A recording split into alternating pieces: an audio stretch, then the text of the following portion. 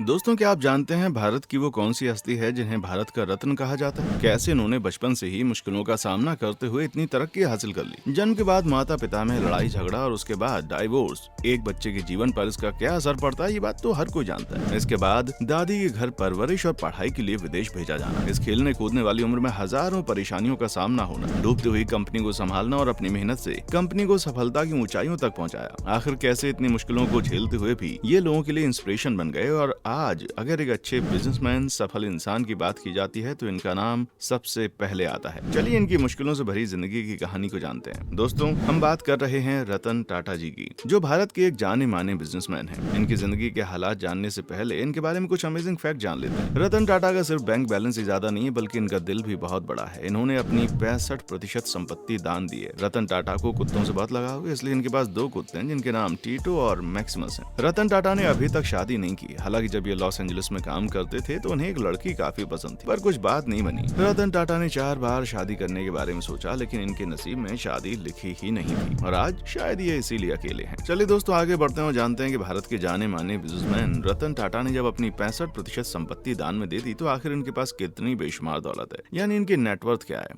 इनकी नेटवर्थ है करीब 3.5 करोड़ रुपए। रह गया ना आपका भी मुंह खुला का खुला। हर कोई इंसान की दौलत और शोहरत देखता है, लेकिन उसके पीछे की असल मेहनत और मुश्किलों के बारे में वही इंसान जानता है जो उनसे जूझता है। चलिए इनके स्ट्रगल की कहानी हमारी जुबानी जानने से पहले वीडियो को लाइक कर दें। चैनल पर नए हैं तो सब्सक्राइब करना ना भूलें। रतन टाटा ने बचपन से ही मुश्किलात का सामना किया, इसलिए इन्हें आने वाली हर मुश्किलात के साथ समझौता नहीं बल्कि सामना करना आया। पढ़ाई खत्म होने के बाद भारत वापस आने से पहले ये लॉस एंजलिस कैलिफोर्निया में जॉन्स और मन्स में काम करते थे। कुछ समय तक इन्होंने यही नौकरी की और फिर बाद में साल 1961 में ये टाटा ग्रुप के साथ जुड़ गए और यहीं से अपने करियर की शुरुआत की। अपने शुरुआती दिनों में इन्होंने टाटा स्टील के शॉप फ्लोर पर काम किया, लेकिन ये यहाँ भी ज्यादा दिन तक नहीं टिके। फिर टाटा ग्रुप और कंपनीज के साथ जुड़ गए। रतन टाटा अपनी जिंदगी में कुछ बड़ा करना चाहते थे, इसलिए वो कभी भी मेहनत से पीछे नहीं हटे। इनकी मेहनत को देखते हुए इन्हें साल 1981 में टाटा इंडस्ट्रीज का अध्यक्ष घोषित किया गया। इसके बाद साल 1991 में JRD टाटा ने अध्यक्ष पद को छोड़कर इन्हें अपना उत्तराधिकारी बना लिया। इस तरह ही अपनी बेमिसाल मेहनत और लगन के चलते सफलता की सीढ़ियां चढ़ते गए। रतन टाटा ने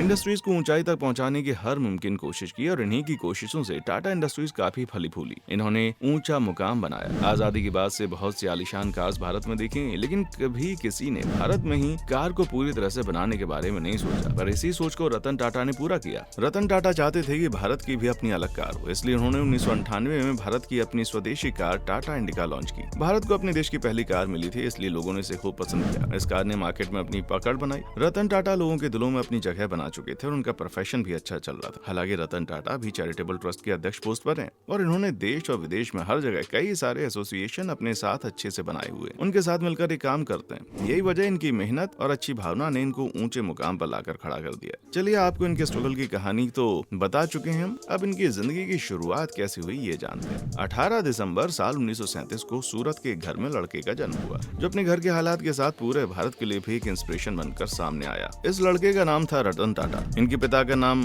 रतन नवल टाटा। इनके माता पिता का रिश्ता अच्छा नहीं चल रहा था, इसलिए दोनों ने एक दूसरे से तलाक लिया। रतन टाटा की जिम्मेदारी इनकी दादी के कंधों पर आ गई। इनकी दादी का नाम था नवाज बाई। यही रतन टाटा एक माँ की तरह पालन पोषण करती थी। ये अपनी पहली पत्नी को तलाक देने के बाद रतन नवल टाटा ने थोड़ी समय बाद दूसरी शादी कर ली। इनकी दूसरी बीवी का नाम था सिमोन और इनका एक बेटा भी है, यानी रतन टाटा का एक सौतेला भाई भी है जिनका नाम है नोएल टाटा। इनकी शिक्षा की बात करें तो रतन टाटा ने अपनी शुरुआती पढ़ाई मुंबई के कैथरील और जॉन कैनल स्कूल से की। स्कूलिंग एजुकेशन पूरी होने के बाद ये अमेरिका चले गए, जहाँ इन्होंने अमेरिका की कर्नल यूनिवर्सिटी से स्ट्रक्चरल की पढ़ाई की 1982 में पूरी। उसके बाद साल 1975 में इन्होंने हार्वर्ड यूनिवर्सिटी से एडवांस मैनेजमेंट प्रोग्राम कंप्लीट किया। जैसा कि हमने बताया, रतन टाटा पढ़ाई के दौरान लॉस एंजलिस में नौकरी करते थे। इस तरह मुश्किल भरा बचपन इन्होंने बड़ी समझदारी और अपनी मेहनत के दम पर गुजारा और एक सक्सेसफुल बिजनेसमैन के रूप में ये सामने आए। रतन टाटा से हमें सीखने को बहुत कुछ मिलता है। जैसे इनके पैशन को देखकर हमें ये सीख मिलती है कि चाहे कितनी मुश्किल क्यों ना आए, लेकिन अगर इरादे मजबूत हों तो नामुमकिन को भी मुमकिन किया जा सकता है। चलिए आपको रतन टाटा का एक किस्सा बताते हैं। रतन टाटा एक बार कहीं जा रहे थे, तभी रास्ते में तेज बारिश हो गई। ये अपनी कार में एकदम सेफ थे, लेकिन बीच सड़क में एक परिवार 2 व्हीलर पर था और बारिश में भीगने से बचने के लिए एक पेड़ के नीचे जाकर खड़ा हो गया। ये देखकर रतन टाटा काफी उदास हुए। उन्होंने तभी फैसला किया कि एक ऐसी कार बनाएंगे जिसे मिडिल क्लास फैमिली भी अफोर्ड कर पाए। इंटरव्यू के दौरान जब उनसे पूछा गया कि आपकी ये कार कितनी रेंज में होगी, तो उन्होंने कहा मैं सोच रहा हूँ इसका बजट 1 लाख के आसपास रखूं। और यही बात हर जगह फैल गई। लोगों को इतनी सस्ती कार का बेसब्री से इंतजार होने लगा। कुछ समय के बाद टाटा नैनो नाम की एक कार मार्केट में आई।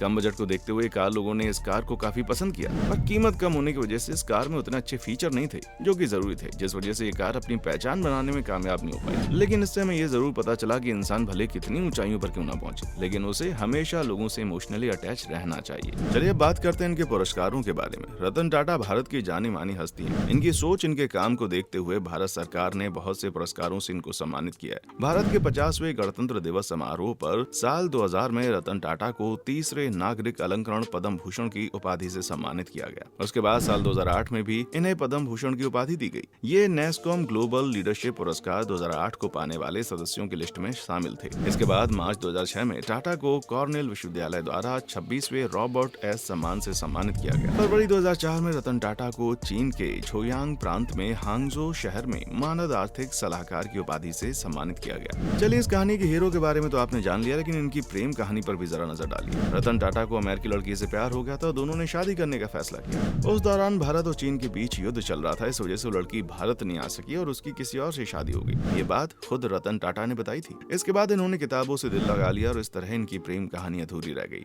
दोस्तों, आपको रतन टाटा की कहानी कैसी लगी कमेंट सेक्शन में आकर बताएं। वीडियो को लाइक, शेयर और चैनल को सब्सक्राइब जरूर करें। बेल आइकन को प्रेस करना ना भूलें। देखने के लिए शुक्रिया।